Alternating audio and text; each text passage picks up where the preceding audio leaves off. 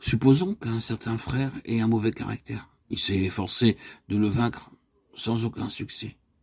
Il fait des efforts répétés pour y parvenir, mais sans aucun résultat. Après quoi, il se met à penser, pourquoi Dieu ne fait-il rien contre mon mauvais caractère? Il semble reprocher à Dieu de ne rien faire. Par cet exemple, nous voyons que la difficulté de ce frère réside dans le fait qu'il espère une intervention de Dieu pour traiter son mauvais tempérament. Il suppose que si Dieu est en sa main, tout ira pour le mieux.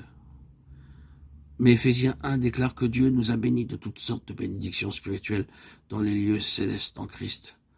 Le verbe avoir au passé signifie donc que c'est déjà fait. La pensée de Dieu, ce n'est pas que nous lui demandions de faire plus encore, mais bien plutôt, il veut ouvrir nos yeux pour que nous voyions ce qu'il a déjà fait.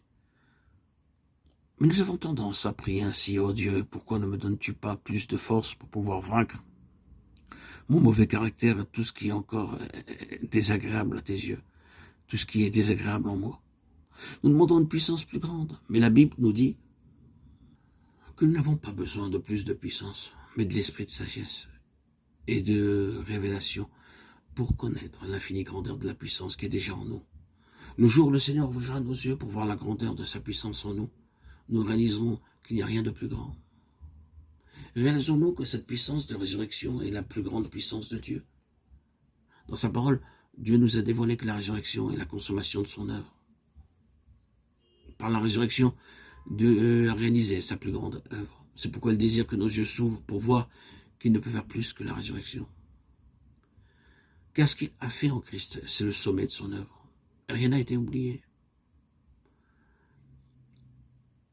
Louons le Seigneur, car son œuvre est déjà achevée, rien de plus ne peut y être ajouté.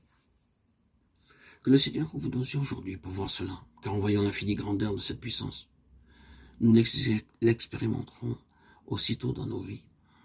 Combien il est regrettable de constater que parmi les enfants de Dieu, la délivrance attendue par beaucoup est une délivrance future. Peut-être se produira-t-elle demain ou bien alors l'an prochain.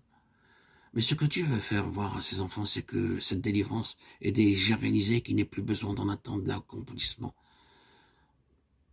Dans la pensée de beaucoup, leur victoire est une chose future. La réponse à leur espérance, leur attente ou leur prière réside dans le futur.